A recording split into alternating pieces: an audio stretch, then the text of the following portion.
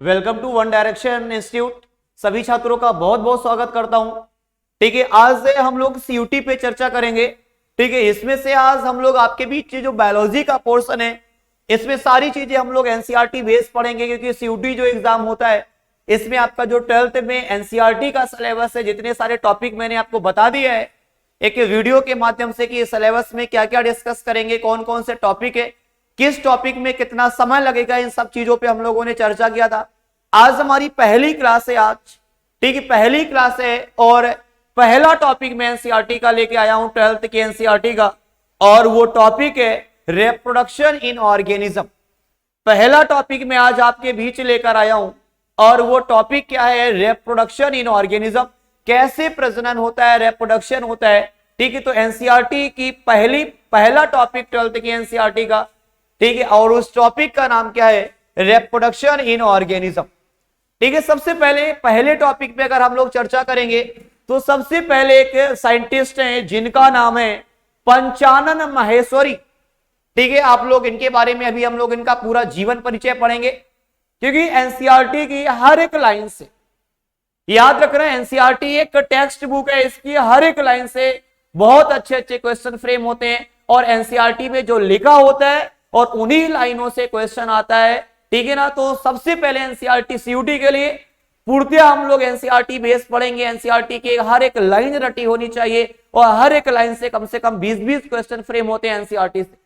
ठीक, तो हर एक पॉइंट एनसीईआरटी का भयानक इंपॉर्टेंट है। तो सबसे पहले आज हम लोग चर्चा करेंगे, एक साइंटिस्ट है और उन वैज्ञानिक का नाम है पंचानन माहेश्वरी, जो आपके सामने दिख रहे हैं।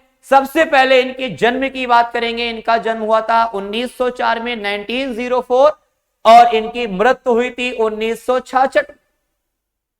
तो 1966 से 1904 लगभग ये 62 वर्ष जीवित रहे पंचानन माहेश्वरी। ठीक है ना, तो सबसे पहले इनका बर्थ याद रखना, इनका बर्थ कब हुआ था। ठीक है, 1904 और 1966। अच्छा, किसी व्यक्ति की अगर हम लोग जीवन काल पे चर्चा करेंगे, अगर आपसे कोई पूछे कि जीवन काल क्या होता है और इसे इंग्लिश में क्या कहते हैं, लाइफ स्पैन कहते हैं, तो जीवन काल क्या होता है, बर्थ से नेचुरल डेथ तक के पीरियड को क्या बोलते हैं, जीवन काल बोलते हैं। याद रखना, birth to natural death, birth से नेचुरल डेथ तक के पीरियड को क्या कहते हैं, लाइफ स्पैन कहते हैं, जीवन काल कहते हैं। तो जो माहेश्वरी का जो जीवन चला, ये 1904 पे ये शुरुआत हुई और 1966 में इनका अंत हुआ। ठीक है ना, तो 62 वर्ष जीवित रहे पंचानन माहेश्वरी जी। अब इसके बारे में हम लोग चर्चा करेंगे। सबसे पहली बात लिखा है, पंचानन माहेश्वरी का जन्म राजस्थान में हुआ। याद रखना बच्चा, एनसीईआरटी में इनकी पूरी कहानी लिखी हुई है कि पंचानन माहेश्वरी का जन्म कहां हुआ था, ये राजस्थान के जयपुर में, और नवंबर 1904 में जन्म हुआ। याद रखना, सन पूछा जाएगा और इनका बर्थ प्लेस पूछा जाएगा। इनका बर्थ प्लेस कहां पर है, ये राजस्थान के जयपुर में इनका जन्म हुआ था और 1904 में हुआ। पंचानन माहेश्वरी इंडिया में ही नहीं बल्कि पूरे विश्व में फेमस वैज्ञानिक थे। याद रखना, अपने भारत में ही नहीं पूरे वर्ल्ड में फेमस थे। ठीक है ना, और दूसरी बात है, ये हायर एजुकेशन के लिए इलाहाबाद के, याद रखना, इन्होंने अपनी एजुकेशन के लिए इलाहाबाद में तैयारी किया और वहां पर इन्होंने डीएससी की उपाधि ली। अगर आपको डीएससी का मतलब नहीं पता होगा तो बच्चे याद रखना, डीएससी का मतलब होता है डॉक्टर ऑफ साइंस। क्या होता है, डॉक्टर ऑफ साइंस, याद रखना। तो इन्होंने इलाहाबाद यूनिवर्सिटी से एक उपाधि ली और उसकी डिग्री का नाम क्या है, बोलो, डीएससी। और डीएससी का फुल नेम क्या होता है, डॉक्टर ऑफ साइंस होता है। ठीक है ना, जैसे बीएससी आप bachelor of education, MSc master of science, ऐसे डीएससी की जो उपाधि होती है इसे डॉक्टर ऑफ साइंस के नाम से भी जाना जाता। तो याद रखना, माहेश्वरी का जन्म कहां हुआ था, ये राजस्थान के जयपुर में हुआ था। नवंबर माह में जन्म हुआ था भैया, याद रखना, दिवाली के आसपास। ठीक है, दिवाली हमेशा अक्टूबर नवंबर में जाती है, तो माहेश्वरी जी नवंबर में इनका जन्म हुआ था।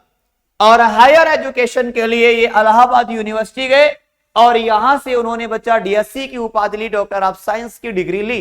ठीक है ना। ये डिग्री बहुत अच्छी डिग्री है भैया। इसके बाद हम लोग चर्चा करेंगे कि आप कॉलेज के दिनों में एक American missionary teacher doctor W Dudigan से इंस्पायर होकर बॉटनी में स्पेशली मॉर्फोलॉजी में रुचि लेने लगे। देखा होगा लाइफ में हर एक व्यक्ति कहीं ना कहीं से वो इंस्पायर जरूर होता है। वो कहीं अपने शिक्षक से, कहीं अपने छोटों से बड़ों से इंस्पायर जरूर होता है।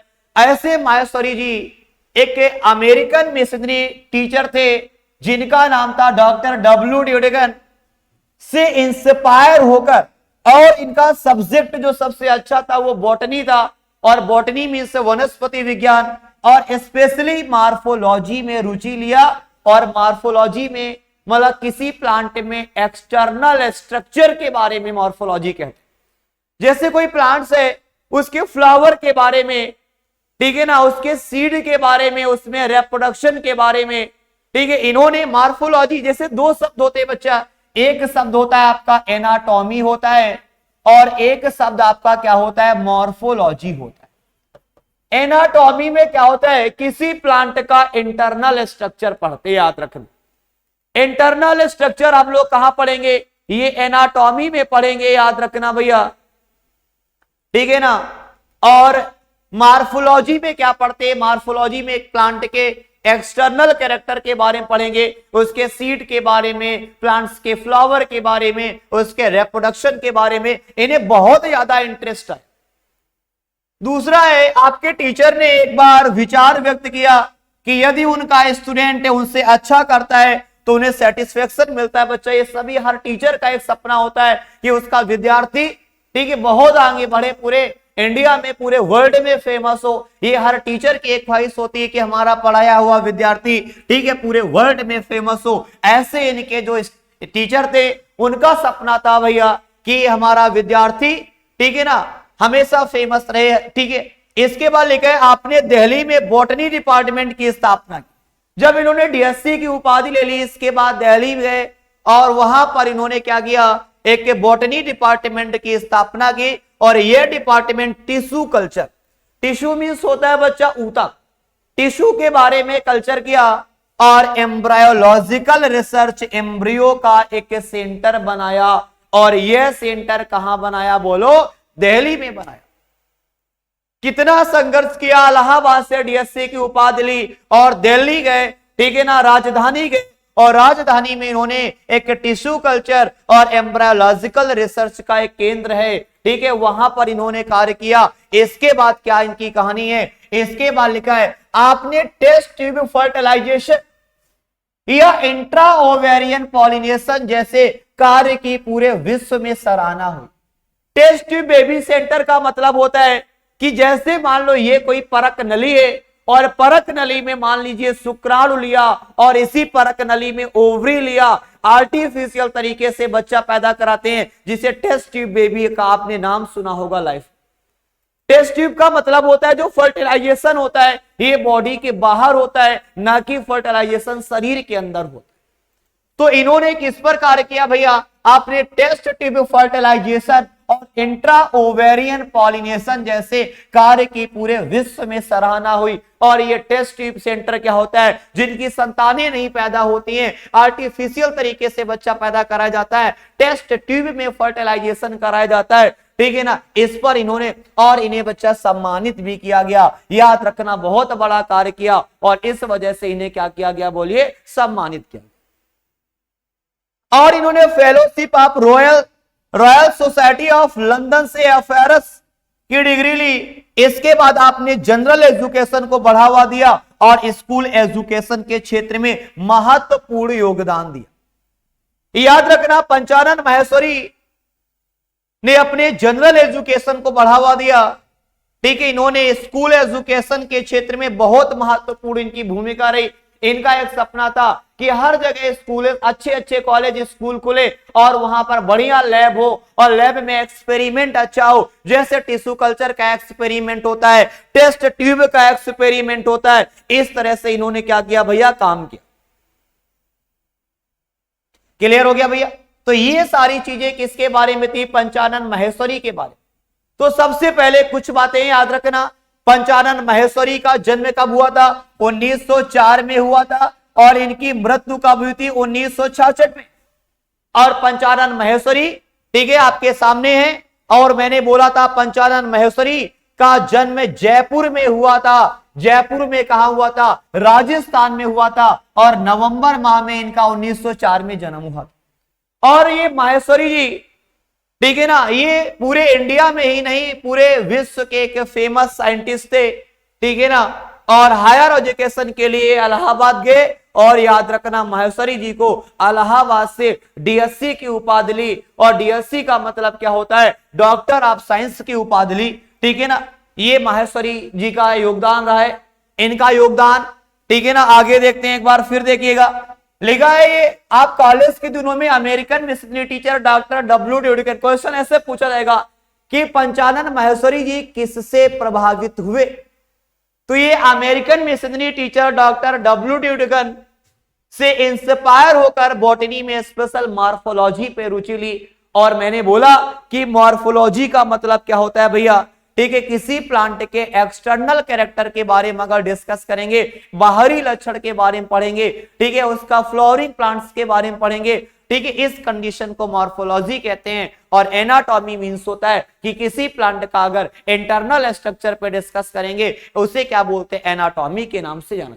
जैसे आपने सुना होगा प्लांट एनाटॉमी, प्लांट्स के internal structure, plant morphology, plants के एक्सटर्नल कैरेक्टर, एनिमल फिजियोलॉजी या एनिमल एनाटॉमी, एनिमल्स के इंटरनल स्ट्रक्चर। या भैया इसके बाद अगर हम लोग बात करें, ठीक है, प्लांट्स के स्ट्रक्चर के बारे में इन्होंने स्टडी किया। और इन्होंने आपके टीचर से एक बार विचार व्यक्त किया, और यदि उनका स्टूडेंट उनसे अच्छा करता है तो उन्हें सेटिस्फेक्शन मिलता है। ये बात बच्चा बहुत अच्छी बात इन्होंने कही कि अगर कोई भी विद्यार्थी अगर आगे बढ़ता है तो टीचर को सबसे ज्यादा लाइफ में खुशी होती है। आपने दिल्ली बॉटनी डिपार्टमेंट की स्थापना की और यह डिपार्टमेंट आज टिश्यू कल्चर और एम्ब्रियोलॉजिकल रिसर्च का केंद्र बन गया है। इसके बाद मैंने बोला कि टेस्ट फर्टिलाइजेशन और इंट्रा ओवेरियन पॉलिनेशन पर काम किया। किसने किया? पंचानन माहेश्वरी ने। और इनके कार्य की बच्चा पूरे इंडिया में ही नहीं पूरे वर्ल्ड में सराहना की गई। इन्होंने टेस्ट ट्यूब फर्टिलाइजेशन और इंट्रा ओवेरियन पॉलिनेशन जैसे कार्यों का बच्चा कार्य किया और इस वजह से इन्होंने सम्मानित किया गया। लिखा है fellowship of royal society of London. कई बार एफआरएस का पूरा नाम पूछा गया है, एनसीईआरटी में देखा होगा, सीयूटी में भी बच्चा कई बार पूछा गया है, तो याद रखना fellowship of royal society of London. इसका कई बार एफआरएस का पूरा नाम पूछा गया है, सवाल बहुत इंपॉर्टेंट है। अच्छा, इन्होंने इंडियन नेशनल साइंस एकेडमी की भी स्थापना की। ये पॉइंट लिख लीजिए भैया, Indian national science academy, Indian national science academy की भी स्थापना की। याद रखना, ये स्थापना किसने की? ये पंचानन माहेश्वरी जी ने किया। ठीक है, Indian national of science anatomy academy पर किया। ठीक है, और इन्होंने और कई इंस्टीट्यूट पे कार्य किया है। तो सबसे इंपॉर्टेंट है, सवाल पूछा गया एफआरएस के बाद क्या पूछा गया? इंडियन नेशनल साइंस एकेडमी की स्थापना किसने दिया? पंचानन माहेश्वरी ने दिया। ठीक है, और इन्होंने 1964 में 1964 में भैया, ठीक है, आपने लीडरशिप में हायर सेकेंडरी स्कूल के लिए बायोलॉजी की सबसे पहली टेक्स्ट बुक बनाई। किसने बनाई? पंचानन माहेश्वरी ने। और उस टेक्स्ट बुक को क्या किया गया? पब्लिश किया गया। ठीक है ना, ये हमारे पंचानन माहेश्वरी जी का जीवन परिचय है और यहां से क्वेश्चन कई बार पूछा गया है, याद रखिएगा भैया। ठीक है, इनका बर्थ और इनका बर्थ प्लेस। ठीक है ना भैया, तो ये पंचानन माहेश्वरी के बाद हम लोग चर्चा करेंगे। नेक्स्ट टॉपिक होगा जो हमारा रिप्रोडक्शन इन ऑर्गेनिज्म। ये माहेश्वरी, ठीक है, जी ने इनका जीवन परिचय है। इसके बाद हम लोग नया टॉपिक है, पहला ही टॉपिक है, माहेश्वरी जी का ही टॉपिक है। याद रखना, वो टॉपिक है रिप्रोडक्शन इन ऑर्गेनिज्म, कि कैसे ऑर्गेनिज्म में प्रजनन होता है।